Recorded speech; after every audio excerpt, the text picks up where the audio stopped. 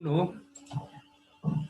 ¿Qué tal? Muy buenas tardes. Tengan todas y todos los asistentes a esta nueva sesión virtual del Círculo de Lectura del Tribunal Electoral. De hecho, es la tercera sesión virtual de nuestro Círculo de Lectura.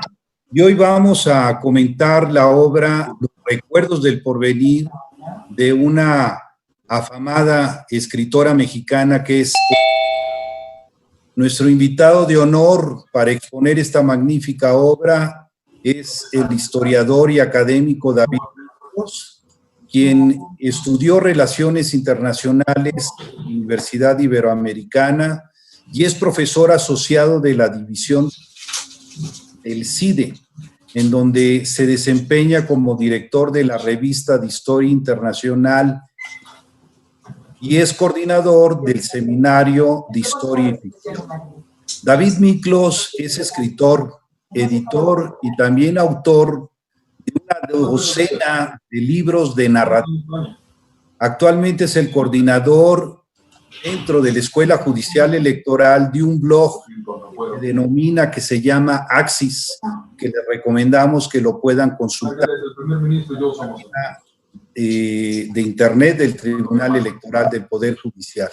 Axis es una plataforma abierta a todas las personas para que puedan escribir sobre diversos temas y en particular sobre temas de educación, de justicia y de cultura democrática, tanto de nuestro entorno nacional como a nivel global.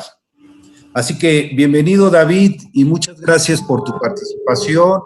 Y si estás de acuerdo, como hemos convenido previamente, podrás darnos un marco de referencia, unos detalles relevantes de esta obra en un lapso de 20 a 30 minutos y posteriormente podríamos proceder a generar un espacio de interlocución con las personas que nos acompañan en esta sesión virtual. Quiero agradecer una vez más el apoyo que siempre recibimos de nuestros compañeros de la Dirección General de Comunicación Social y de la Dirección General de Sistemas, que a través de los apoyos técnicos podemos tener estos encuentros virtuales. Adicionalmente, reconocer que estamos saliendo en tiempo real también a través de las plataformas de YouTube del Tribunal Electoral y a través de la plataforma de Facebook Live del editorial del Tribunal Electoral. Así que, David, pues adelante, tienes el uso de la voz para hacer esta primera narrativa sobre la obra de Los Recuerdos del Porvenir. Buenas tardes. Pues muchas gracias por esta invitación, Agustín. Siempre será un placer hablar de libros y de hablar de libros con ustedes. No es la primera vez.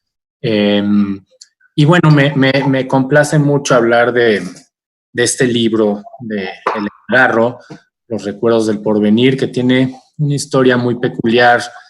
Es igualmente peculiar que la historia de su escritora, que es Elena Garro. Siempre que leo, me gusta ir pescando todo lo que tiene que ver con historia en la narrativa y el tratamiento que se le hace a la historia a través de la ficción. Me parece que la ficción es una expresión muy afortunada para desarrollar conocimiento histórico y en ese sentido Los Recuerdos del Porvenir no es una excepción. Aquí podríamos apelar a lo que decía Schlegel. Decía, la historia es una profecía al revés, o bien el historiador es un profeta invertido, ¿no? Viendo hacia adelante, desde el futuro, puede decirnos, ¿no? Qué es lo que pasó, qué es lo que pasará, porque tiene la vista también en el pasado. Antes de hablar propiamente del libro y de Elena Garro, me gustaría hablar de algunas coincidencias, tanto estéticas como históricas. En México, Juan Rulfo publica Pedro Páramo en 1955. Después de algunos avances de la novela, en el 53 y en el 54, y bueno, sabemos que su novela ocurre en este lugar imaginario y no tan imaginario que es Comala, que resulta ser una especie de cementerio, pero es un cementerio vivo en el que los muertos reclaman su lugar en la historia, ¿no? Es un limbo, y es un limbo que ocurre después de la Revolución Mexicana. Lejos de ahí, en el hemisferio sur, y más en particular en Mendoza, el escritor Antonio Di Benedetto, nacido en el 22, es decir, 5 años después que Rulfo, escribe y publica Sama, una novela que, si bien ocurre en el siglo XVIII, nos habla mucho del presente argentino del siglo XX, mediados del siglo XX, y hace una proyección al futuro, ¿no? Y es una novela, siempre he dicho, escrita en el siglo XX, ubicada en el siglo XVIII, para lectores del siglo XXI. Y eso es un poco lo que ocurre con estas novelas, incluso con la propia Pedro Páramo. El problema es que nos es tan familiar que la tenemos ubicada como una novela del siglo XX, pero nos sigue interpelando. En el 56 mismo se publica en Brasil El Gran Sertón de Guimarães Rosa, que es una de las grandes novelas escritas en nuestro continente. La diferencia es que Guimarães nace en 1908, es más grande, y la novela no es tan vanguardista en ese sentido, pero sí es una obra fundamental y podríamos agruparla junto con estas otras. Finalmente, en México, de nuevo, ahora sí, tenemos a Elena Garro, nacida en 1916, que escribe Los recuerdos del porvenir en 1953, antes de la escritura de Pedro Páramo, antes de la escritura de Sama, antes de la escritura del Gran Sertón. No escribe la novela en México, escribe la novela en Japón, en Tokio. Escribe la novela en el delirio de una enfermedad, ¿no? Ella la están tratando con cortisona, entonces tiene muchas alucinaciones y de pronto escribe la novela, pero la guarda, ¿no? Y es una novela que se tarda en ver la luz, y en ese ínter ven la luz estas otras novelas, y en fin. No olvidemos que 1953 es el año, y aquí hay una coincidencia y tiene mucho que ver con nuestras labores en el tribunal y en la escuela y en la Dirección General de Documentación. 53 es el año en que las mujeres obtienen no solo el derecho al voto, sino a ser votadas, ¿no? Un poco tarde para un país revolucionario con miras al progreso, pero bueno, más vale tarde que nunca. No olvidemos que Ruiz Cortines era el presidente, es el último presidente que tiene un paso por la revolución. Es un presidente que sí tiene un rango militar, aunque él se va del ejército. Y bueno, la iniciativa del voto femenino es suya desde el inicio de su sexenio, y entra en vigor en el 53 y aparece en el diario oficial. Y bueno, ese mismo año muere Stalin, ¿no? Y Truman, antes de ser sucedido por Eisenhower, anuncia la creación de la bomba de hidrógeno en Estados Unidos, después de algunas pruebas, una bomba mucho más destructiva que las que se tiraron en Japón, ¿no? En Hiroshima, Nagasaki. Y bueno, ese año tienen lugar estas primeras pruebas nucleares en Nevada, una serie de 8 pruebas bastante impresionantes, y esto nos hace entender que estamos en uno de los momentos pues nodales de la Guerra Fría. Eso es lo que está sucediendo internacionalmente, ¿no? Para ese entonces, bueno, Octavio Paz, el esposo de Elena Garro, y Elena Garro misma ya estuvieron en España, ya vivieron la guerra civil y ahora están en una misión diplomática de Octavio Paz en Japón. Están buscando, bueno, Paz de avanzada busca dónde hacer la embajada, es muy complicado, finalmente se enferma Elena Garro y se van a Suiza, ¿no? A tratar a Elena Garro y ya. Se va Elena Garro con la novela escrita en un baúl y la novela es retomada hasta 1963, pero todavía no vamos a hablar de eso. Ahora vamos a hablar de Elena Garro en sí. Elena Garro nace en Puebla, pero no porque sea poblana ni porque su madre sea poblana. Elena Garro nace en Puebla por accidente. Su madre desembarca en Veracruz, toman el tren, está ya muy embarazada y tienen que detenerse a que dé a luz. La madre de Elena Garro es mexicana, casada con un español, está separada en ese momento, se está yendo, ¿no? Está regresando a México embarazada con su hija mayor y con Elena en su vientre. Nace Elena en Puebla, luego se van a la Ciudad de México y finalmente, durante su infancia, Elena Garro crece en Iguala, ¿no? En Guerrero, que bueno, es un lugar importantísimo para nuestra historia.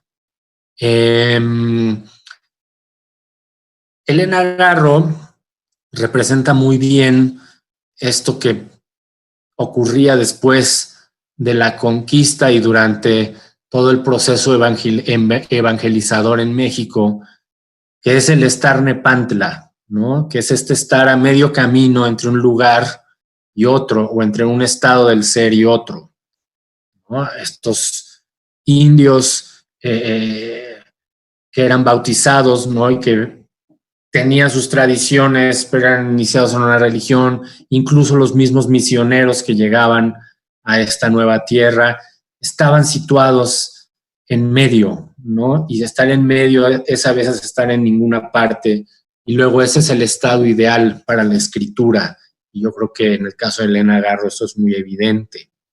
Y ya pensando ahora sí en su novela, Los recuerdos del porvenir tienen una historia muy peculiar. Como les decía, es escrita en el delirio de la enfermedad, en el 53, lejos de México, en Japón. Elena Garro está peleando contra la enfermedad, una mielitis así muy aguda, con este tratamiento de cortisona, y evoca toda su infancia en Iguala, que en la novela se llama Ixtepec, y recrea ese mundo, ¿no? Esa infancia durante la guerra cristera, también en un limbo, ¿no? Después de la revolución hay esta nueva guerra, el país se está acomodando y sigue habiendo violencia y demás, y está este problema de secularidad que hemos acarreado durante toda nuestra historia.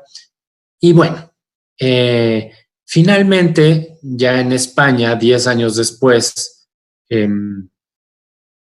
Octavio Paz, ya no están casados, pero igual promueve la publicación de la novela, le dice a Carlos Barral que Elena tiene una novela, Barral la busca y finalmente publican Los recuerdos del porvenir, 10 años después de su escritura.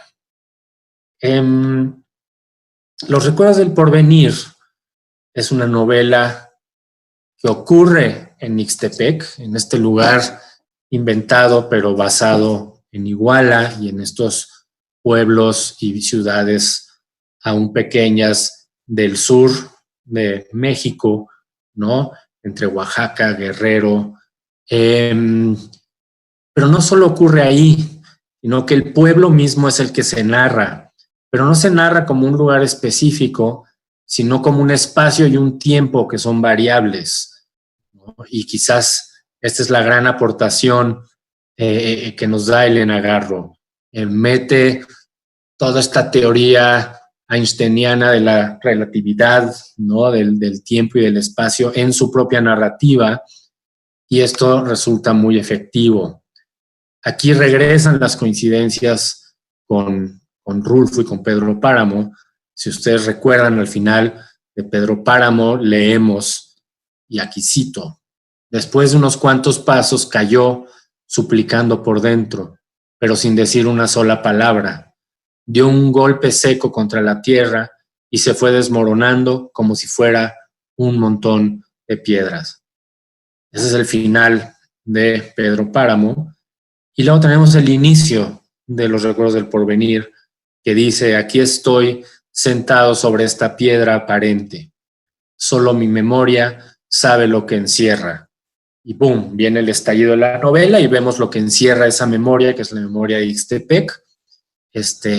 Y descubrimos qué es esa piedra aparente. Entonces tenemos esta elipsis enorme en la novela, dividida en dos partes, y al final tenemos lo que dice Isabel Moncada, que termina siendo la protagonista ulterior de la novela, que dice: en piedra me convertí. Entonces Ixtepec está sentado en esa piedra que está puesta en Ixtepec mismo, que es Isabel Moncada, ¿no? Pues totalmente arrepentida por lo que ocurrió, por sus decisiones, por la muerte de sus hermanos, por todo lo ocurrido antes en la primera parte, esta fuga de Hurtado y de la figura femenina fascinante que aparece en la primera parte.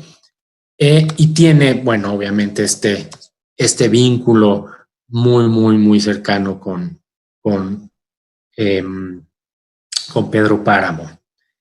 En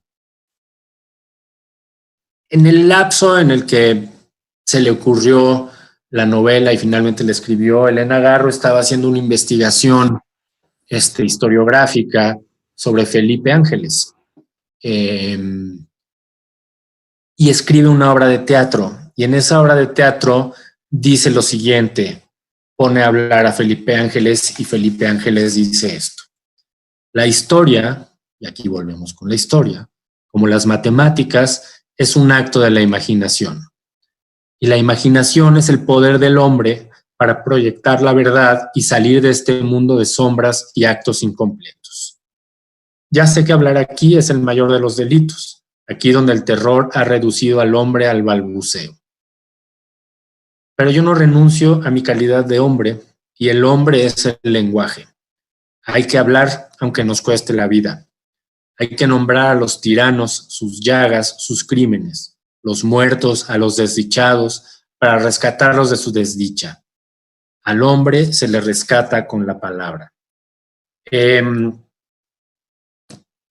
Visionaria de ella misma, pues eso es lo que hace Elena Garro en Los Recuerdos del Porvenir: rescatar a todas estas personas víctimas del tramo siguiente de la revolución, víctimas de la revolución misma, porque esa violencia se va perpetuando, esa violencia llega hasta nuestros días. O sea, nosotros vamos acumulando estos muertos, y lo que nos dicen Pedro Páramo, en voz de Rulfo, y Felipe Ángeles y Ixtepec en voz de Elena Garro, es eso: tenemos que darle voz y nombre a los muertos, a esas personas que construyeron esa historia, a pesar de no ser las personas evidentes, a pesar de no ser los mártires, los héroes, todos esos que luego son figuras históricas y nos permiten crear esta historia de bronce, que es la historia de las estatuas, de los monumentos,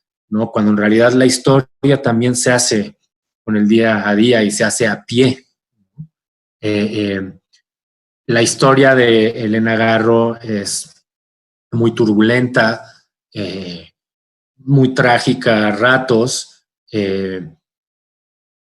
Mucho tiene que ver su matrimonio con Octavio Paz, ¿no? Esta figura enorme que va opacando a esta figura que también es enorme, pero que es mujer en un país en el que las mujeres, ya lo vimos, obtienen el voto hasta 1953, y van ocupando espacios importantes en la cultura y en el poder de manera muy compleja y muy tardía y demás. Y bueno, lo podemos ver en otras escritoras. La historia de Rosario Castellanos, ¿no? Es terrible y trágica también. Bueno, ella es diplomática, igual que Octavio Paz.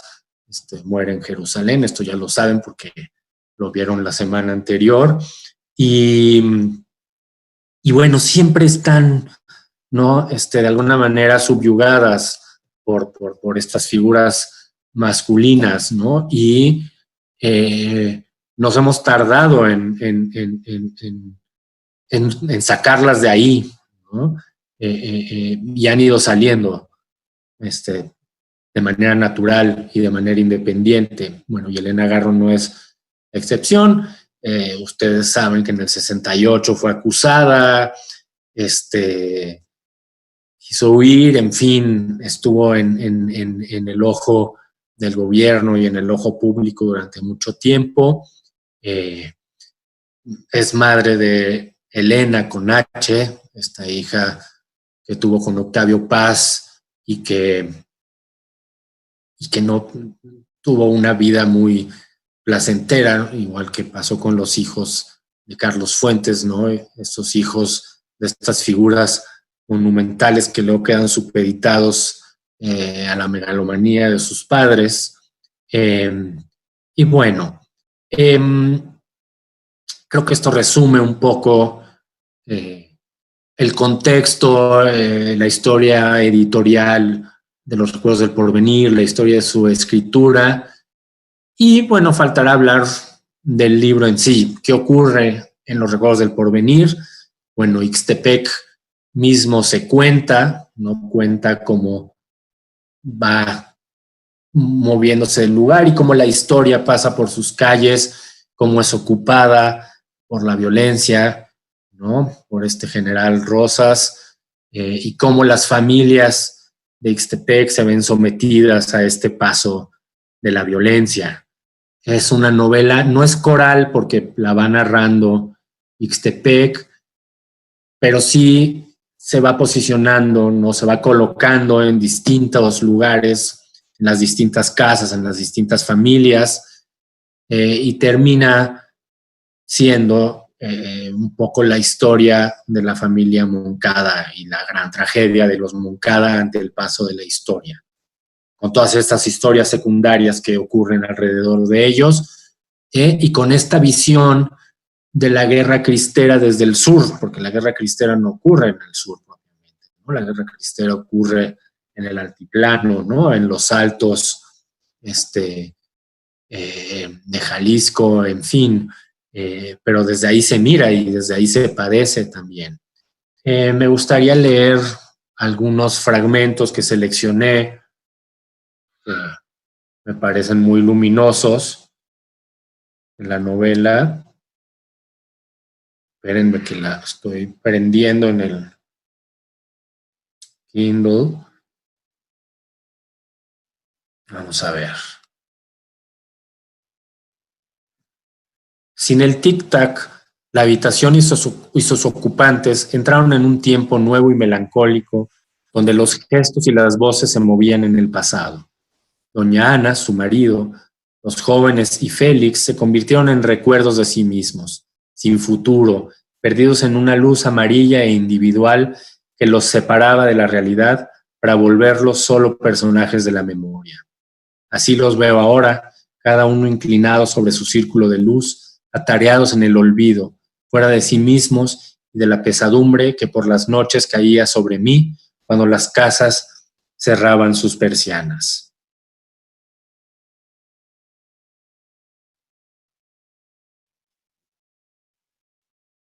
Isabel podía convertirse en una estrella fugaz, huir y caer en el espacio sin dejar huellas visibles de sí misma, en este mundo donde solo la grosería de los objetos toma forma. Un aerolito es la voluntad furiosa de la huida, se dijo, y recordó la extrañeza de esas moles apagadas, ardidas en su propia cólera y condenadas a una prisión más sombría de la que habían huido.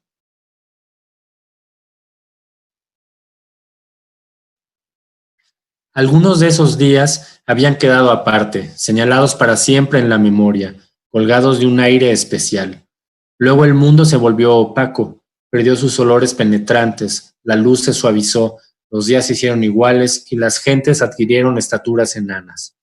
Quedaban todavía lugares intocados por el tiempo, como la Carbonera con su luz negra.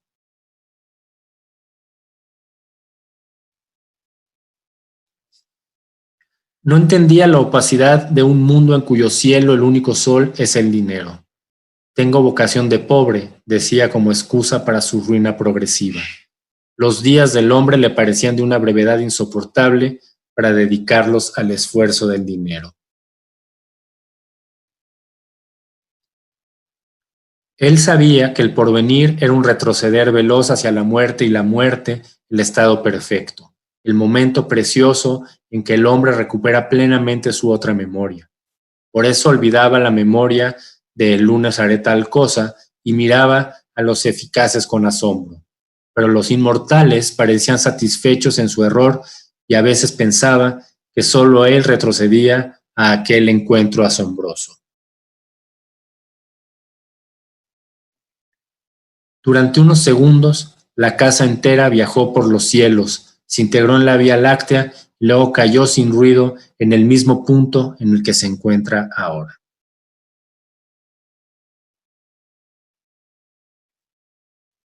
Ningún gran hombre se ha hecho su estatua en vida. Para hacer eso hay que ser Calígula. En esos días era yo tan desdichado que mis horas se acumulaban informes y mi memoria se había convertido en sensaciones. La desdicha, como el dolor físico, iguala los minutos. Los días se convierten en el mismo día, los actos en el mismo acto y las personas en un solo personaje inútil. El mundo pierde su variedad, la luz se aniquila y los milagros quedan abolidos. La inercia de esos días repetidos me guardaba quieto, contemplando la fuga inútil de mis horas y esperando el milagro que se obstinaba en no producirse.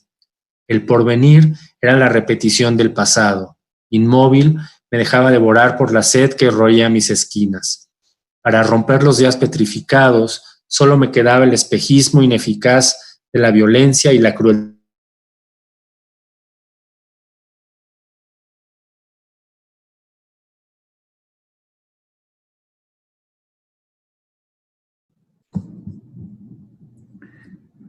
Hubo un problema con el sonido, estimado David.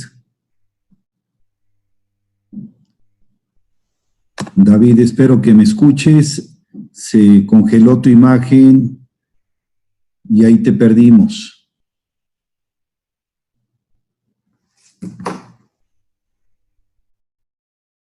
Nos comentaba David de que hay problemas de interferencia con el internet. Esperemos que se resuelva ahorita, justo en este momento crucial. Se salió David. Vamos a esperar a ver que se conecte nuevamente.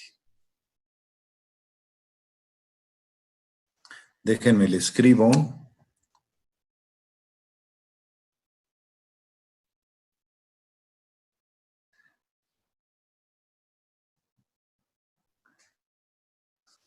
Los problemas tecnológicos que genera las sesiones virtuales cuando tenemos pues las afectaciones por las lluvias, ¿no? Esperemos que ahorita se conecte, David. Te saludo, Atzimba, qué gusto que nos acompañes. Hola, buenas tardes. Pues Qué aquí gusto. pendiente. Qué bueno que estés siempre acompañándonos, ¿eh? Sí, muchas gracias. Bienvenida, Atzimba. Gracias. Déjenme a ver qué me responde David.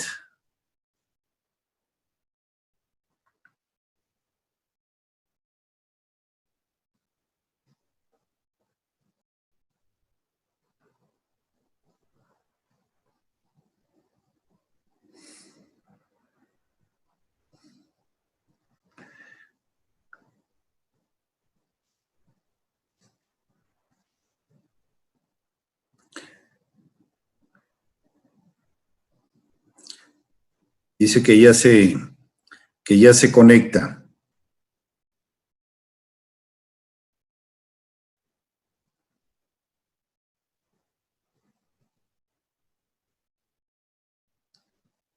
¿Me escuchan? Ya, bienvenido. Ya, perdón, es que me desconectaron la red aquí. En una cita, se encontró frente a ella como un guerrero solitario, frente a una ciudad sitiada, con sus habitantes invisibles, comiendo, fornicando, pensando, recordando. Y afuera de los muros que guardaban al mundo que vivía dentro de Julia estaba él. Sus iras, sus asaltos y sus lágrimas eran vanas. La ciudad seguía intacta. La memoria es la maldición del hombre, se dijo, y golpeó el muro de su cuarto hasta hacerse daño. ¿Acaso el gesto que él hacía ahora no quedaría para siempre en el tiempo? ¿Cuántas veces, mientras hablaba con sus amigos, Julia se paseaba desnuda en su imaginación? Él seguía sus pasos, veía sus ojos y su cuello moviéndose dentro del mundo húmedo de las gacelas y oía a sus subordinados hablar de barajas y dinero. La memoria es invisible, se repitió con amargura. La memoria de Julia le llegaba hasta cuando era él quien la llevaba, dormida entre sus brazos, cruzando las calles de Ixtepec.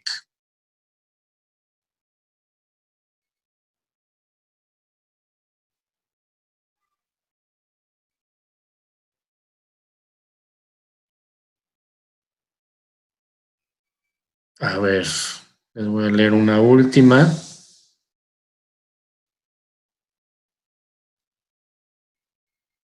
Es curiosa la memoria que reproduce como ahora tristezas ya pasadas, días lisonjeros que no veremos más, rostros desaparecidos y guardados en un gesto que acaso ellos no se conocieron nunca, palabras de las cuales ya no queda ya ni el eco. Bueno, creo que no es un resumen de los recuerdos del porvenir, pero sí es un resumen de la intención de los recuerdos del porvenir, del juego del tiempo, de la memoria, ¿no? De cómo tenemos un lugar muy pequeño y al mismo tiempo tenemos el cosmos y tenemos esta idea de un aerolito, ¿no? Y esa casa misma que se va hasta el espacio y regresa. En fin, Elena Garro no solo estaba escribiendo un fragmento de historia, un fragmento de su propia historia, sino que estaba escribiendo una parte de la historia del cosmos mismo, por así decirlo.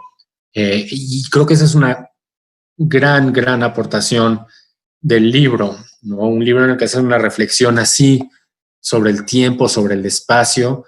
Y bueno, yo con eso llegaría al final de esta presentación y pues los escucho a ustedes. Muchas gracias, David. Creo que es, aunque sintética, muy completa el comentario sobre esta obra de Elena Garro. Le estamos pidiendo a nuestros compañeros que levanten la mano para hacer algún comentario, alguna reflexión. Y tenemos ahorita por el momento 3 manitas levantadas. Ale González, Guadalupe, ya se refirieron más, Daniel, Mauricio del Toro y Marcos Platas. Vamos en ese orden, si te parece bien, David, y a lo mejor tú al final pudieras englobar con un comentario. Y vemos si hay alguien más ya, Nancy Samaniego, pero cortemos ahorita, a ver si les parece bien. Ale González, Guadalupe, Daniel Cortés y Mauricio del Toro. Sería un primer grupo y ya vemos si haces un comentario o nos seguimos con el siguiente grupo. Entonces, hasta Mauricio del Toro. Empecemos. Ale, por favor, si fueras tan amable. Sí, gracias. Buenas tardes a todos. Hola, David. Muchas gracias por la introducción al libro. La verdad, este libro me encantó porque pues tiene mucho amor, mucha pasión, a pesar de que fue en una época de mucha tragedia, de muerte, de sangre. Pues el simple hecho de que existiera Julia, que era como la pasión de todos los hombres de Ixtepec, como todas las mujeres del Hotel El Jardín, pues anhelaban ser como ella, ¿no? De alguna manera, pues surgían los celos como buenas mujeres, ¿no? De querer ser como ella, hasta la misma Isabel, a pesar de que eran tan diferentes, ¿no? Isabel era una mujer como pues, muy aguerrida, por decirlo así, ¿no? Y bueno, pues buscaba también pues llamar la atención de alguna manera también de los hombres, ¿no? Sin ser tan seductora como Julia, ¿no? También me llama pues eso de que mencionas del tiempo y el espacio. Bueno, pues finalmente, pues sí, Ixtepec, dentro de la parte esta de la revolución, pues cada quien vivía, ¿no? Las mujeres que vivían en el hotel, pues salían al parque y se vestían y querían buscar de alguna manera la felicidad. Ixtepec buscaba la forma de también estar en el teatro, que llegó la persona foránea a llegar a poner un teatro para pues, poder distraer a Ixtepec, ¿no?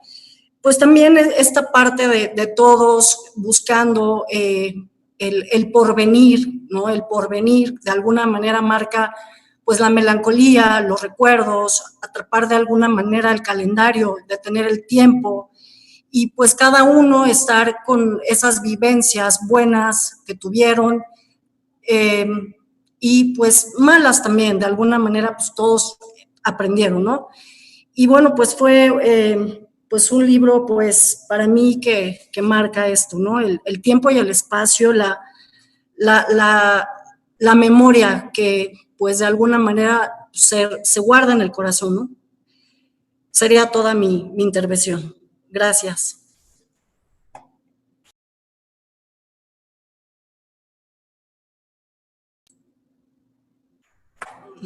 No oigo. Muchas gracias, Ale. Ahora le damos el uso de la voz a Guadalupe para que nos haga favor de hacer su comentario. Adelante, Guadalupe. Gracias, ¿me escuchan? Sí, perfecto. Gracias. Pues, bueno, ya se ha dicho que Los recuerdos del porvenir es un parteaguas para la literatura mexicana. Lo es porque fue escrita a mitad del siglo pasado por una mujer y porque fue también la precursora de lo que conocemos como realismo mágico. Pero un aspecto que me gustaría destacar del libro es la fuerza que la autora le da a los personajes femeninos, ya que varios de ellos son determinantes en la narrativa. Por ejemplo, cuando el pueblo comienza a narrar su historia, lo hace sentado sobre la piedra, que es Isabel. Esta historia también es guiada por los deseos y los sentimientos de Julia y al final, en alguna medida, decidida por las acciones de Doña Carmen, de Matilde, de Dorotea o incluso de la Luchi, la Taconcitos o Úrsula. También por medio de estos personajes, Elena Garro hace una crítica a la opresión que vivían. Por ejemplo, Isabel, que cuando era niña solía pasar el tiempo con sus hermanos y jugar a los mismos juegos que jugaban ellos, e incluso llegó a comentar que ella no quería casarse, ella quería una vida como la de sus hermanos, alejada del pueblo. Pero desde luego su mamá no estaba de acuerdo con la idea, su mamá quería que se casara con un hombre de bien y que tuviera hijos. Entonces, Isabel ya desde niña se dio cuenta de lo que se esperaba de ella por el hecho de ser mujer y desde entonces decidió ir en contra de esos estereotipos. Y bueno, ya sabemos cómo terminó. Si bien Elena Garro nunca se consideró feminista, sus personajes femeninos ya adelantan varias de las consignas que a la fecha motivan el movimiento feminista. La lectura que yo le doy a su obra décadas después de haber sido escrita es que resulta importante como un antecedente del feminismo en México, porque ya en esa época ella habla de desigualdades, de la violencia que afecta a mujeres y niñas, y también expone los mecanismos de abuso, tanto, bueno, por la violencia psicológica, física o sexual que las limitaban. Y finalmente me parece muy importante que en el círculo de lectura recuperemos este libro, porque además de haber sido escrito por una mujer, contiene un talento y una creatividad admirables. Incluso algunos expertos consideran que esta obra debería ser parte del canon de la literatura mexicana, pues Elena Garro es también considerada una de las mentes más creativas de la época y quien fue relegada por motivos ajenos a ella y a su obra durante mucho tiempo. Es todo por mi parte. Gracias. Muy bonito tu comentario también. Daniel Cortés, por favor, y después Mauricio del Toro. Hola, buenas tardes. ¿Sí me escuchan bien? Poquito bajo, Daniel. Ok, me acerco el micrófono un poco. École. Muchas gracias al maestro David por su ponencia. Bueno, yo solamente quiero hacer un par de comentarios. También en unos puntos en los que el libro me recordó un poco ciertos aspectos, hacia Pedro Páramo, ¿no? Por ejemplo, en el asunto del incesto. Un incesto un poquito en Pedro Páramo, muy marcado, ¿no? De Susana San Juan y Bartolomé San Juan. Y en este libro también está Isabel hacia su hermano, más en la mente quizás de su hermano, pero sí es un aspecto que destaca, que da una alusión a la obra. También en el aspecto de que la autora y también Juan Rulfo en cierto momento hacen una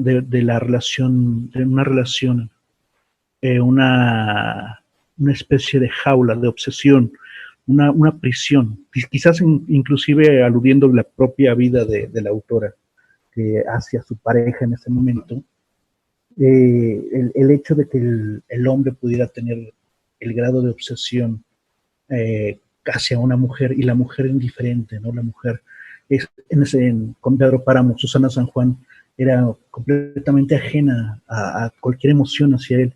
Y aquí está Julia, igual, o sea, el general estaba desviviéndose por ella y jamás se vio un aspecto emotivo, ¿no? De parte de ella hacia él, más que una especie de soportarlo, ¿no?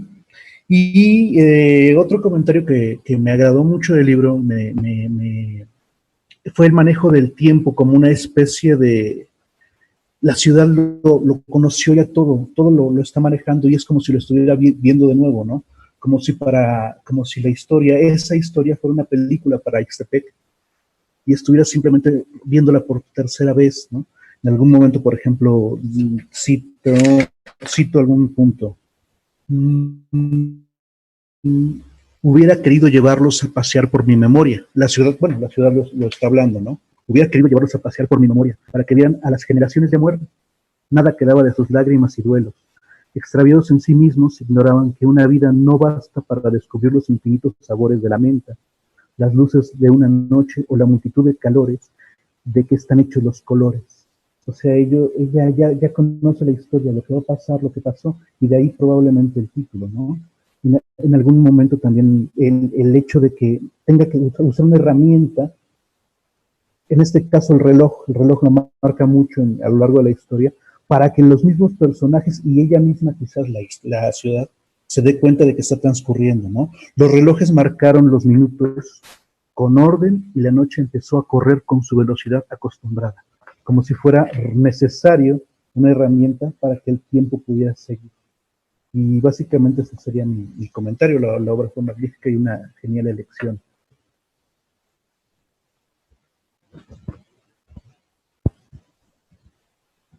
Muy bien, Daniel, muchísimas gracias por tu comentario. Y ahora nuestro amigo Mauricio del Toro. Adelante, Mauricio.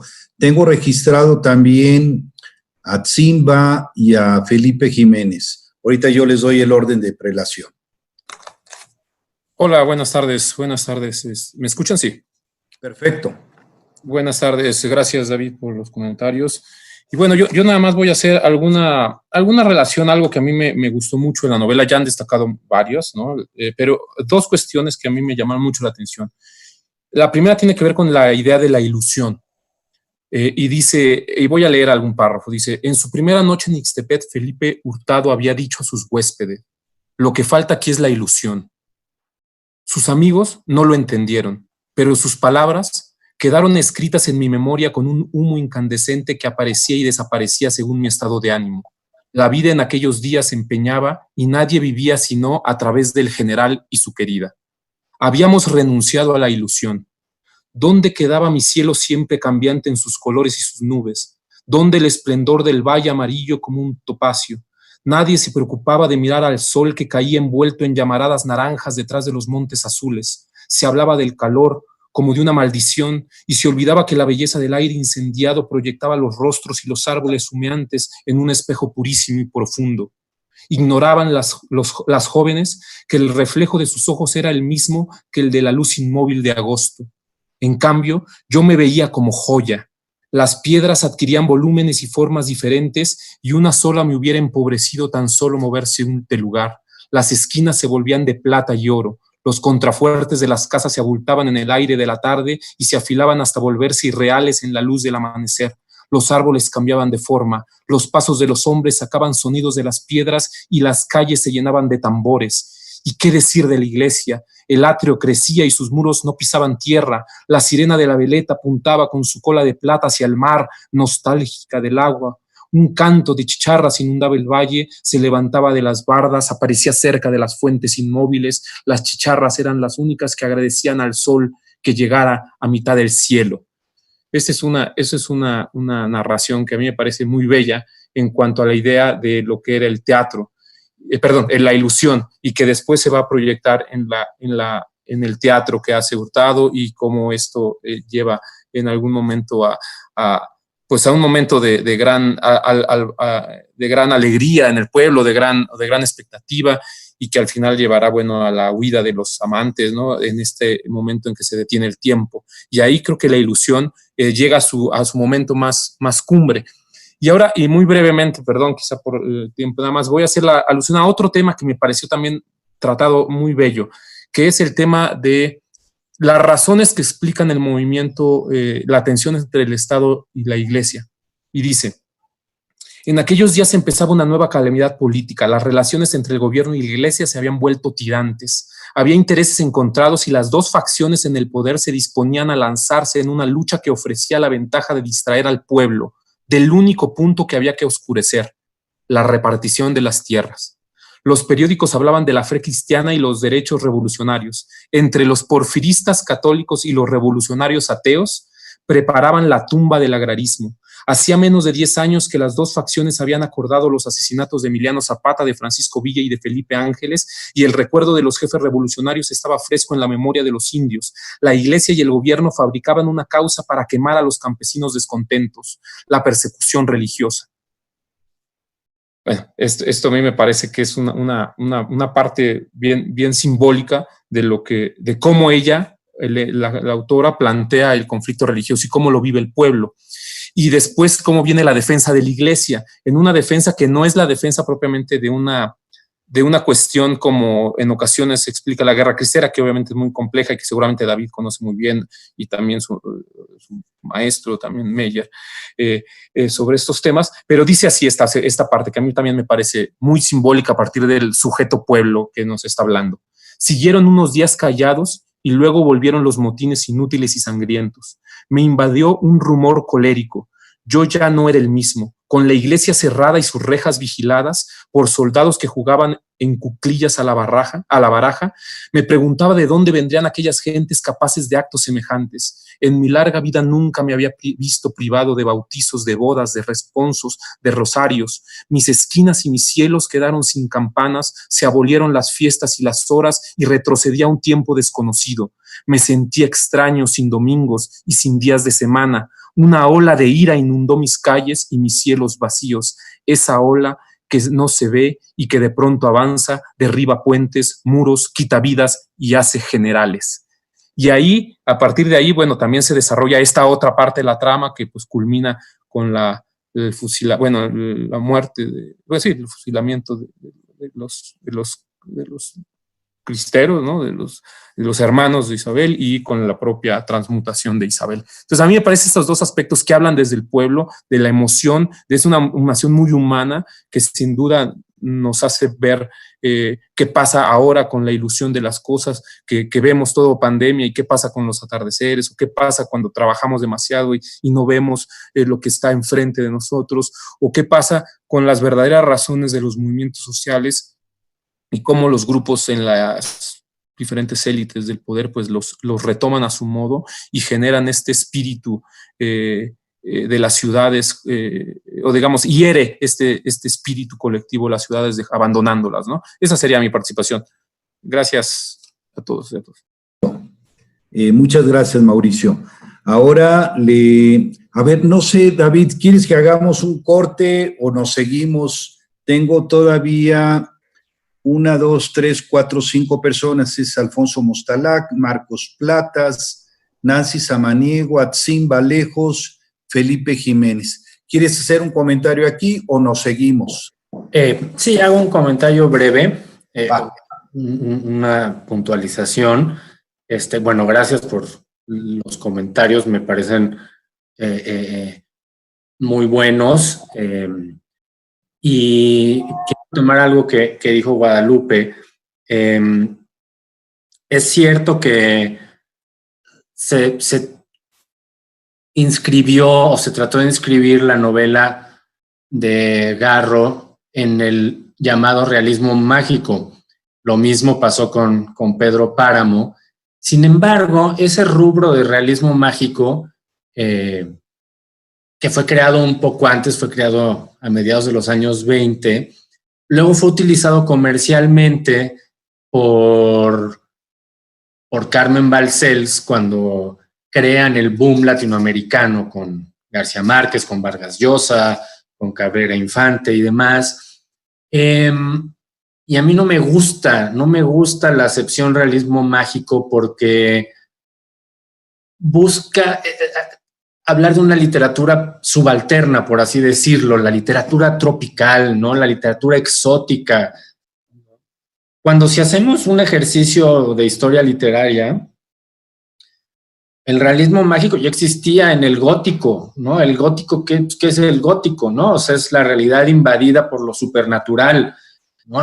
Lo mismo ocurre en el realismo mágico. El realismo mágico es una etiqueta bien cómoda para el mercado y para la academia, ¿no? En esta búsqueda de encasillar todo, ¿no? Yo creo que a mí me gusta hablar de literatura y ya, ¿no? O sea, hay narrativa, hay poesía, hay crónica, hay ensayo, y evidentemente hay expresiones más logradas que otras.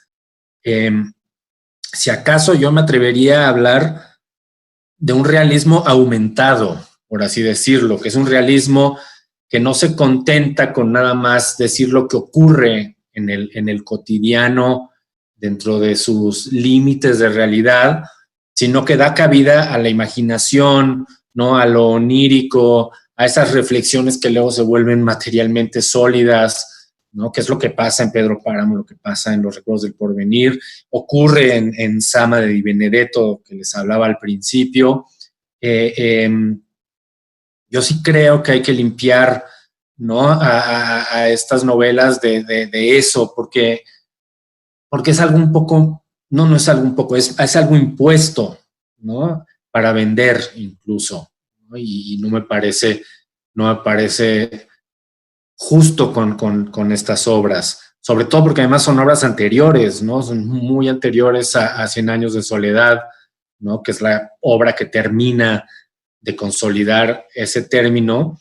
Incluso en la creación del boom, Carmen Balcells pues comete el error de reclutar a puros hombres, ¿no? Y a ese heteropatriarcado, pues muy representado por García Márquez y Vargas Llosa, que son los que se ganan el Nobel.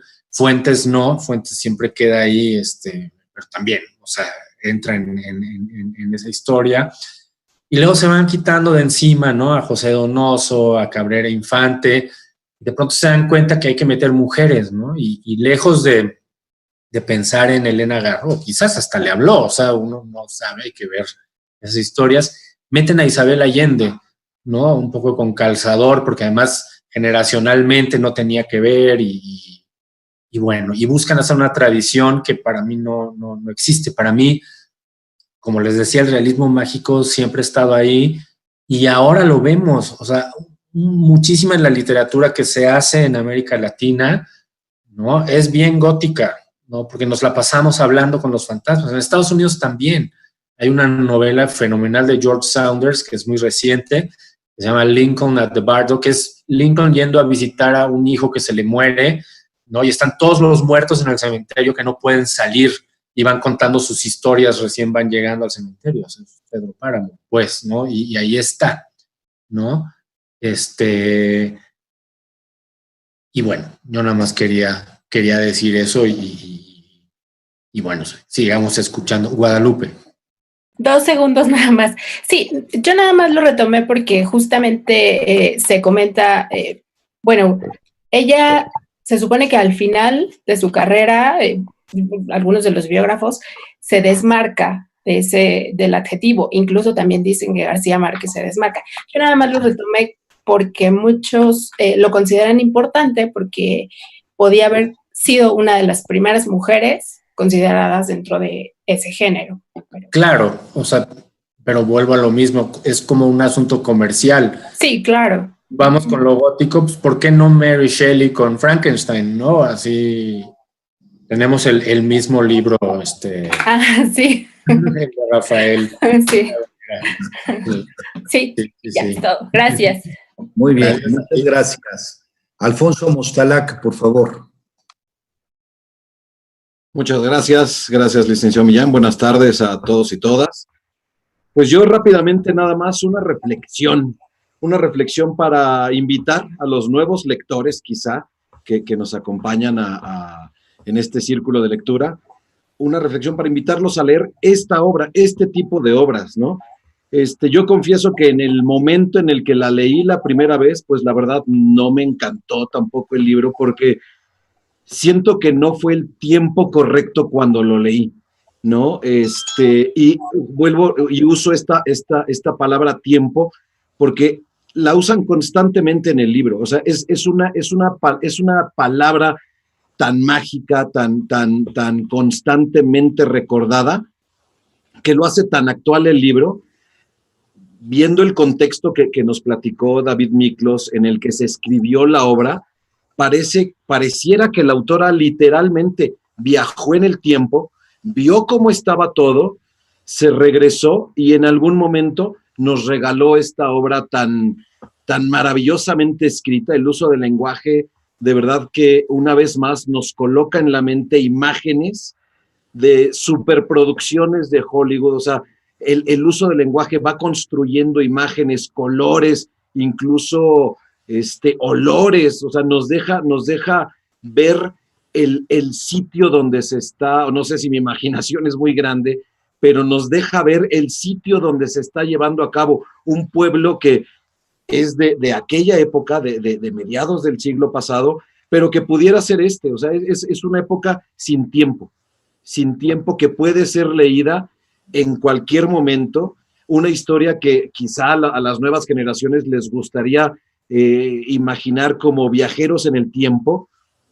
en donde se viaja al futuro, se escribe, se comenta un pueblo, lo que escribe, lo que sufren las mujeres, o sea, lo pone en un contexto demasiado actual, digno de verdad de retomarse en una serie de Netflix, en donde los autores, quizá los que participan ahí, quieren viajar en el tiempo, dejar instrucciones a las mujeres de cómo actuar, qué hacer, y lo que dejan es este libro que es casi una guía para que en el futuro sepan qué fue lo que pasó y cómo se quiso cambiar. Bueno, fue lo que a mí me provocó esta lectura, este libro, que ahora sí me di el tiempo de leer y que en este tiempo ahora me encantó. Muchas gracias, Alfonso. Muchas gracias. Marcos Platas, por favor. Gracias. Buenas tardes a todos. ¿Sí me escuchan? Bueno. Buenas tardes. Sí, escuchamos, perdón. No te Gracias. Ok. Bueno, pues nuevamente estamos ante una gran obra, de la cual me gustaría retomar lo que ha mencionado mi compañera Guadalupe respecto a la fuerza que cobran las mujeres en esta novela. Desde la perspectiva feminista, la literatura llega a romper cánones y se puede presentar incluso en términos opuestos. Es decir, la narradora, novelista o poetisa puede apoderarse de las formas, los géneros y los estilos que se encuentran dentro de un armario literario, y así crear su propio rompecabezas. O por el contrario, la autora intenta separarse de dichas escrituras para aislarse en su recámara textual y desde ahí fraguar la diferencia femenina para expresarla en diversos matices, ya sean reales o irreales, históricos o ficticios. En esta obra, hablar de una mirada feminista no significa poner un adjetivo o una categoría, sino de contemplar una expresión natural y distinta. Se trata de una escritura que esquiva los modelos culturalmente establecidos, al menos en el México del siglo XX, y encuentra un lugar en el que la desolación, la indomabilidad y la rebelión terminan por retar a la tradición.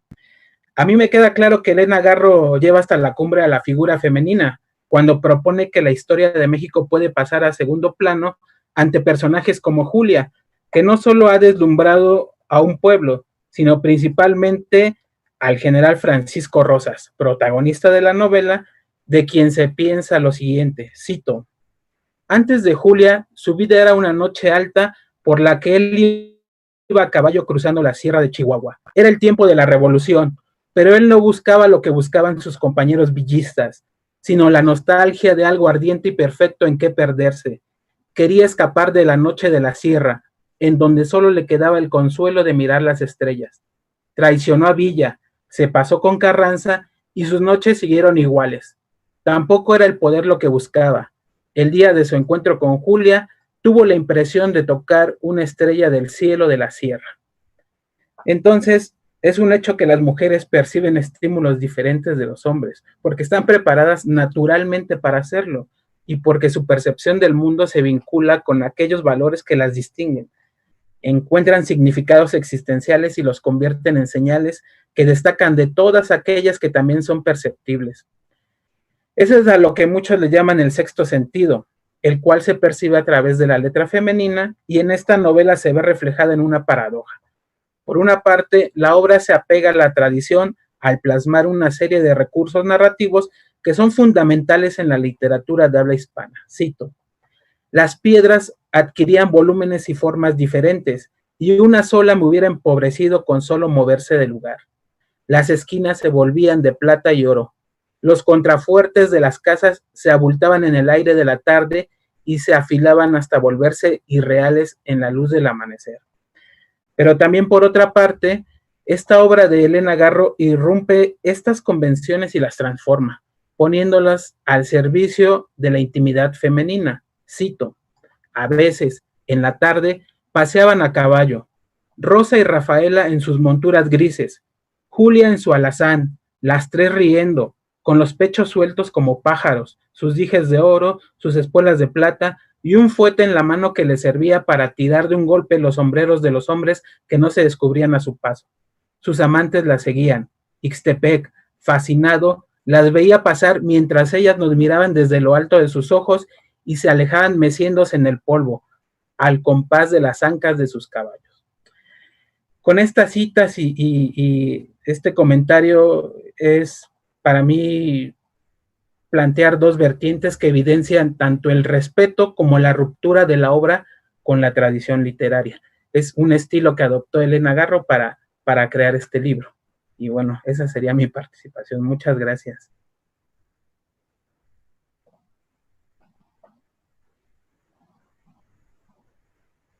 Aquí estoy ya. Muchas gracias, Marcos. Te agradezco mucho. Creo que ahí hubo algún problema. No sé si yo generé algún problema para que no te pudieras tú ver en video, así que una disculpa. Le pediría de favor ahora que pudiera hacer su comentario Nancy Samaniego.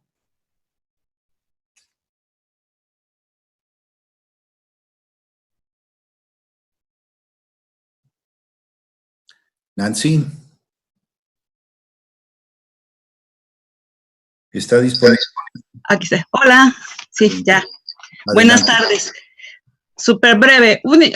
En dos vertientes. Una, quería comentarle a David Miklos, únicamente tratando de abonar un poco en el aspecto de no encasillar la novela de Elena Garro o su obra en el realismo mágico. La ocasión pasada les comentaba que una manera que a lo mejor se acerca más a no llamar de este tipo a la novela, lo manejaba Carpentier, cuando él habla de una realidad maravillosa, que es dimensionar, superdimensionar los hechos verídicos, reales, ¿no? Eso, por un lado, a lo mejor podría ir hacia allá. Y sí, efectivamente, Elena se desmarcaba de ese encasillamiento porque decía que eso era netamente comercial. Y en cada oportunidad que tenía de poder manifestar que no era ese género al que ella pertenecía, pues lo defendía, y creo que pues eso ya queda muy claro que no se identificaba con ese subgénero. Por otra parte, el manejo, ahora ya hablando de la obra, a mí me encantó la parte, cómo se maneja el silencio, que está muy presente, que es el arma más poderosa que utiliza Julia, el personaje de Julia, que lejos de ser un elemento restrictivo, algo que podríamos pensar que era una manera de sometimiento, Julia lo utiliza para poder controlar y defenderse del general. Ella estaba ausente emocionalmente siempre que estaba junto a él, que era algo que al general le molestaba, y lo fue disminuyendo de tal forma que él, como no podía entrar al mundo de Julia, al mundo interior, le exigía que le dijera lo que sentía, lo que pensaba, porque él no tuvo nunca acceso al mundo interior de Julia. Y me parece que con este personaje la autora, cuando habla de la huida con este Hurtado, pues como que se sugiere que hay un progreso en cuanto a la emancipación de la mujer, porque finalmente logró huir, tuvo una huida exitosa de Ixtepec y del general, básicamente, y como que abre esa sugerencia, esa posibilidad de que fue un éxito para la liberación social de la mujer, por lo menos en este contexto de la novela, ¿no? Y la parte que también me parece muy, muy, muy atractiva es, sin ser una novela biográfica, alude a muchos aspectos de la biografía de la autora, sobre todo en su niñez, y que en entrevistas ella siempre manifiesta que este homenaje que le hace a Iguala lo hace recordando su paso, su infancia, que fue muy feliz, la infancia que fue mágica, en la que ella le gustaría como adulta regresar a ese paraíso terrenal, ¿no? Porque fue muy, muy, muy feliz como niña, cosa que ya en su vida adulta pues ya no logró. Creo que también el hablar de darle voz otra vez a las clases sociales, a los marginados, cuando habla de cómo el general y todo el ejército pues están corrompidos, y lo único que buscan es pues continuar arrebatándole las tierras a los indígenas.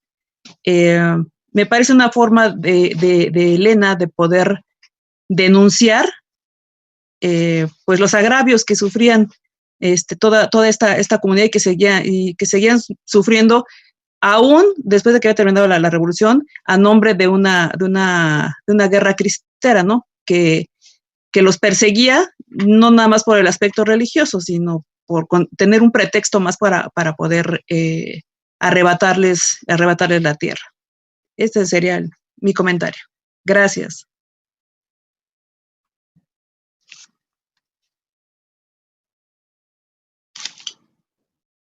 Se me olvida luego activar el micrófono, una disculpa.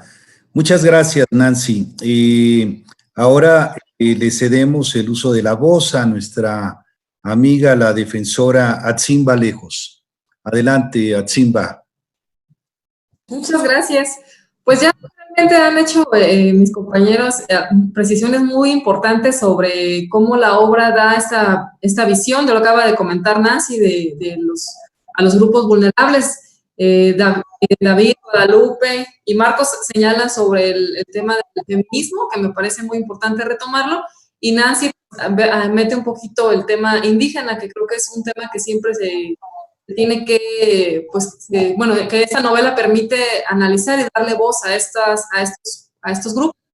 Y yo me voy a permitir brevemente nada más leer alguna de las partes que más me llamó la atención de la obra, donde dice, bueno, cito: a los mestizos el campo les producía miedo. Era su obra, la imagen de su pijama.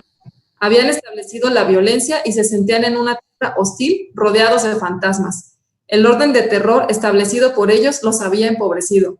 De ahí provenía su deterioro. Ah, si pudiéramos exterminar a todos los indios, son la vergüenza de México. Los indios callaban. Los mestizos, antes de salir de Ixtepec, se armaban de comida, medicina, ropa y pistolas, buenas pistolas, indios cabrones. Cuando se reunían se miraban desconfiados, se sentían sin país y sin cultura, sosteniéndose en unas formas artificiales, alimentadas solo por el dinero mal habido. Por su culpa, mi tiempo estaba inmóvil. Ya saben, con los indios mano dura, son traidores. Todos los indios tienen la misma cara, por eso son peligrosos. Bueno, ahí los personajes señalan o de alguna manera permiten ver esa discriminación histórica que ha habido para los pueblos indígenas, y me parece que esa parte de la obra lo retrata o lo señala bastante bien, y creo que eso es lo que quería yo destacar, que fue lo que me pareció importante comentar esta tarde con ustedes. Muchas gracias, Atsimba. Ahora escuchamos los comentarios de mi compañero Felipe Jiménez. Para abrirle el micrófono, por favor. Adelante, Felipe. Muchas felicidades a David Miklos por su presentación y a todos los que han participado hasta este momento. Tengo que confesarles que durante la lectura de Los Recuerdos del Porvenir, en ningún momento pude dejar de pensar que la autora de la novela que estaba leyendo era la primera esposa de Octavio Paz. El poeta, el erudito, el intelectual comprometido, el Premio Nobel Mexicano de Literatura. Y Paz se refirió a este libro como una de las creaciones más perfectas de la literatura hispanoamericana contemporánea. Así que leí este libro buscando claves, gestos, guiños, en los que la autora dejara traslucir que formaba o formó parte del universo mágico en torno a Octavio Paz. Antes de iniciar la lectura pensaba que tal vez encontraría algún vestigio del segundo Congreso Internacional de Escritores para la Defensa de la Cultura, celebrado en 1937 en Valencia, en España, en plena guerra civil, al que he sabido que Elena Garro asistió acompañando a su esposo. Tenía apenas 20 años de edad. El comité organizador del Congreso invitó a Paz por haber escrito el poema No pasarán. La delegación oficial mexicana también estaba compuesta por Carlos Pellicer y José Mancisidor. A ese grupo se añadieron Silvestre Revueltas, Juan de la Cabada, Fernando Gamboa, José Chávez Morado y María Luisa Vera. Cuando comencé el libro y conocí la trama, entendí que no podía haber ninguna referencia a los choques ideológicos que Garro pudo presenciar en la efervescencia de los años 30 en Europa, porque Los Recuerdos del Porvenir se desarrolla en un ambiente completamente rural en México en los años 20, en el estado de Guerrero. Pero sí vi con claridad lo que entiendo que es una influencia de Paz en esta, la primera novela de su esposa, un sentido poético en la forma y en el fondo del relato. Cuando me acerco con el mayor respeto a los autores mexicanos y latinoamericanos de la segunda mitad del siglo XX, siempre recuerdo la anécdota contada por Gabriel García Márquez sobre las circunstancias en las que escribió 20 años de soledad. En 1961 vivía en México, donde tenía planeado hacer guiones cinematográficos. Luego de escribir sus primeros libros y de residir en Nueva York y París, Gabo se sentía metido en un callejón sin salida, sin saber qué escribir.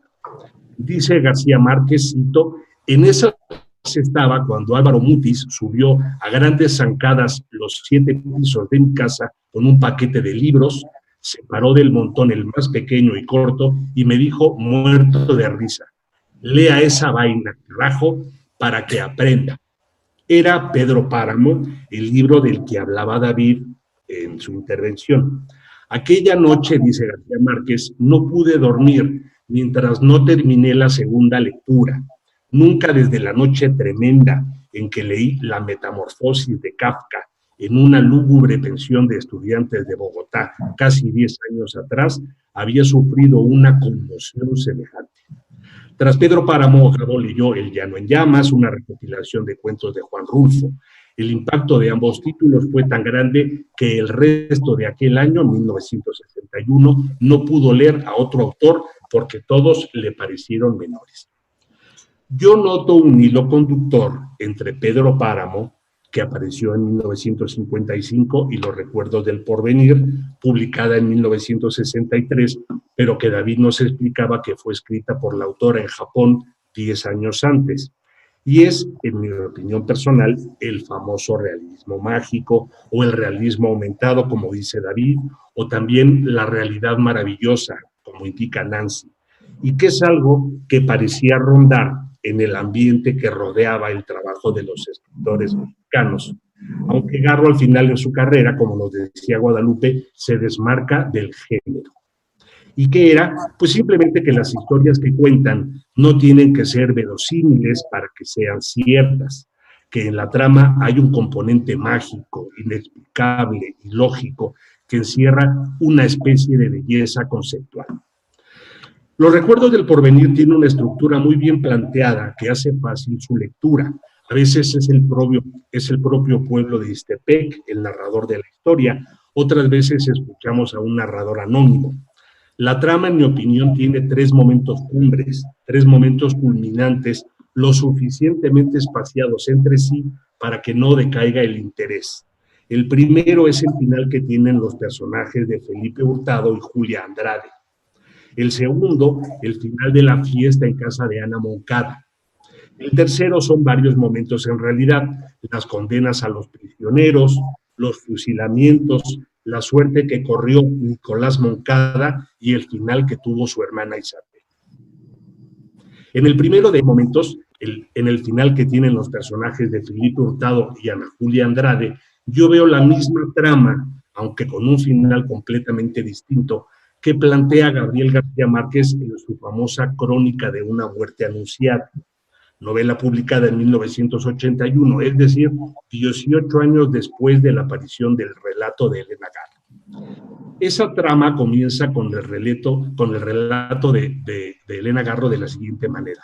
Habla el pueblo de Ixtepec, que como David nos indica, se trata de Iguala Guerrero. Cito, ¿cuál fue la lengua que por primera vez pronunció las palabras que habían de empeorar mi suerte? Han pasado ya muchos años y todavía no lo sé. Aún veo a Felipe Hurtado seguido por aquella frase como si un animal pequeño y peligroso lo persiguiera de día y de noche. Vino por ella. En Ixtepec no había otra ella que Julia. Vino por ella, decían las hijas de don Ramón cuando desde sus balcones veían la figura alta del forastero. Y ya termino. El clímax de esta parte de la historia, el final de la primera parte, es narrado de la siguiente manera, cito. Un arriero entró al pueblo, contó que en el campo ya estaba amaneciendo y al llegar a las trancas de Cocula se topó con la noche cerrada. Se asustó al ver que solo en Ixtepec seguía la noche. Nos dijo que es más negra rodeada por la mañana. En su miedo no sabía si cruzar aquella frontera de luz y sombra. Estaba dudando cuando vio pasar a un jinete llevando en sus brazos a una mujer vestida de color de rosa. Él iba de oscuro, con un brazo detenía a la joven y con el otro llevaba las riendas del caballo. La mujer se iba riendo. El arriero le dio los buenos días. Buenas noches, gritó Julia. Supimos que era ella por las señas del traje rosa, la risa y las cuentas de oro que llevaba enroscadas al cuello. Iban a galope. Al salir de la noche se perdieron por el camino de Cocula en el resplandor de la luz rosada del amanecer. El arriero entró al pueblo y nos contó cómo todo Ixtepec dormía redondo y negro con las figuras inmóviles en las calles y en los balcones. Era un mar negro, rodeado por los albores del campo, dijo. Nunca más volvimos a oír de los amantes. Ese sería mi comentario. Muchas gracias a todos por escucharme y muchas gracias por su paciencia. Muchas gracias, Felipe. Muchas gracias. Muy bonita también tu intervención. Ahora cerramos ya la última participación con nuestro compañero y amigo José Ramón Narváez para que pueda cerrar también entonces nuestro invitado de honor, David Miklos, con un comentario final. Adelante, José Ramón. Sí, Agustín, yo encantado de participar en estas tertulias y pues estuvo muy puntual, muy bien explicado por David Miklos, muy además ligado al contexto. Creo que esta es la gran, digamos, la gran cuestión de esta obra, que es una obra que tiene parte de novela histórica, que tiene parte de este hiperrealismo, que tiene además algunos elementos poéticos muy relevantes, como ya se ha mencionado. Yo solo me voy a referir a dos cosas. Uno, a este asunto del derecho a la memoria, que todavía sigue siendo muy complicado en nuestro país. Como sabemos, la Corte Interamericana ya ha reconocido que jurisprudencialmente que es un derecho importante para las sociedades y que, pues en este caso, la guerra cristera sigue siendo todavía un tema tabú, complejo, difícil de abordar, toda esta cuestión de la libertad religiosa o no, y me parece que pues esta novela está ahí en el imaginario y es importante para eso, ¿no? O sea, para saber qué sucedió. Y la propia novela propone un concepto de memoria, esto es interesante. O sea, para los abogados que están buscando como insumo sobre qué es el derecho a la memoria, pues esto es muy interesante, ¿no? Hay frases como luchaba entre varias memorias y la memoria de lo sucedido era la única y real para él. Es curioso que justo en esta cuestión onírica,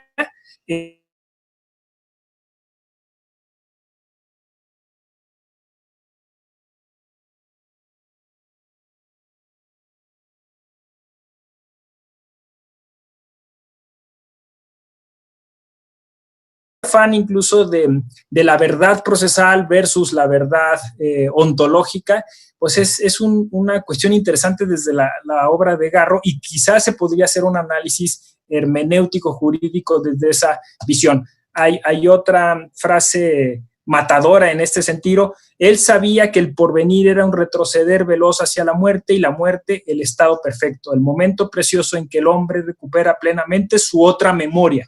Es un juego de palabras muy interesante, hasta psicoanalítico, un poco como Kubrick en El Resplandor. O sea, hay que ir hacia atrás, un ejercicio de retrospección sobre los mismos pasos, pero quizás esté ya muerto, quizá justo seamos ese posible factor disruptivo en este ejercicio de ir hacia atrás, ir hacia adelante y construyendo memoria. Por último, señalar que aquí en el chat puse ya la liga, está la película completita en YouTube, es de Arturo Ripstein, es del 68, se publicó en el 69, es una película muy bonita, más bien basada en la parte de la pasión tormentosa entre esta mujer y el militar, pero bueno, vale mucho la pena porque es un gran director. Los colores que él utiliza, esta gama de colores es muy viva, tratan de recrear la época, los trajes, o sea, el vestuario me parece relevante, así que hay otra opción para también ver esta obra desde la perspectiva cinematográfica. Gracias. Está apagado tu micro, Agustín. Gracias, José Ramón. Muy interesante también tu comentario y muchas gracias por tu aportación con esta liga que le estaremos viendo posteriormente. Y pues nuevamente ya cerramos con pues un comentario final de parte de nuestro invitado de honor, con toda esta pinceladas que hemos tenido de diferentes facetas en relación a la obra de Elena Garro. Adelante, David, por favor. Bueno, pues gracias por esta nueva ronda de comentarios. Creo que entre todos hicimos una buena y completa lectura de los recuerdos del porvenir. Y regresando con lo del realismo mágico y Carpentier y lo real maravilloso, pues ciertamente estas novelas se inscriben mejor en eso. Además, eso sí fue autoacuñado, ¿no? Por Carpentier, y es un término latinoamericano y me parece mucho más acertado, pero evidentemente como no era comercial, no cuajó en la historia editorial, ¿no? Cuajó en la historia más teórica de nuestra literatura, pero pues es lo que es, ¿no? Así, y me gusta mucho que se haya rescatado todo ese tema. Ciertamente, pues estamos ante una novela muy compleja, ¿no? Porque trata todos esos temas sociales, sobre todo, más que políticos, que aún están vigentes, ¿no? O sea, desde el rol de lo femenino, el rol de lo indígena, ¿no? El rol del propio ejército en su vínculo con la sociedad, el rol de estas élites, ¿no? El rol de la iglesia, y bueno, es una novela de este México contemporáneo que sigue redivivo, ¿no? Y estas luchas intestinas siguen ahí, ¿no? O sea, la guerra cristera es muy vigente, la revolución es muy vigente, y todas estas pugnas personales de nuestros escritores y de nuestras escritoras son todavía muy vigentes. Entonces, pues con eso cerraría y gracias de nuevo por esta invitación. Gracias a ti, David, por tu exposición, por tu coordinación, y gracias a todos los participantes por sus aportes también extraordinarios que dan una idea muy clara de la relevancia de esta gran obra de Elena Garro. Y quiero agradecer también nuevamente a todas las personas que nos han venido acompañando a través de las redes, de las plataformas del canal de YouTube del Tribunal Electoral, así como de Facebook Live, de la editorial del Tribunal Electoral. Muchas gracias por seguirnos a través de estas plataformas. Aprovecho también para anunciar que el próximo jueves 23 de julio, a esta misma hora, a las 6 de la tarde, tendremos la participación de la licenciada Alejandra Tello Mendoza, quien nos va a presentar la obra La vendedora de nubes, de la escritora Elena Poniatowska. Por favor, Beto, te rogaría que mostremos en pantalla el reconocimiento que se le hace a David Miklos y que viene firmado por el magistrado Felipe de la Mata y por el magistrado presidente Felipe Alfredo Fuentes Barrera, y abrimos los micrófonos para que todos podamos despedir a nuestro invitado el día de hoy, David, haciéndole su participación.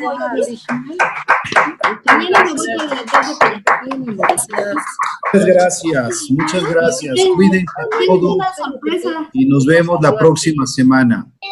Muy buenas noches. Buenas noches. Bye. Ahí se acabó.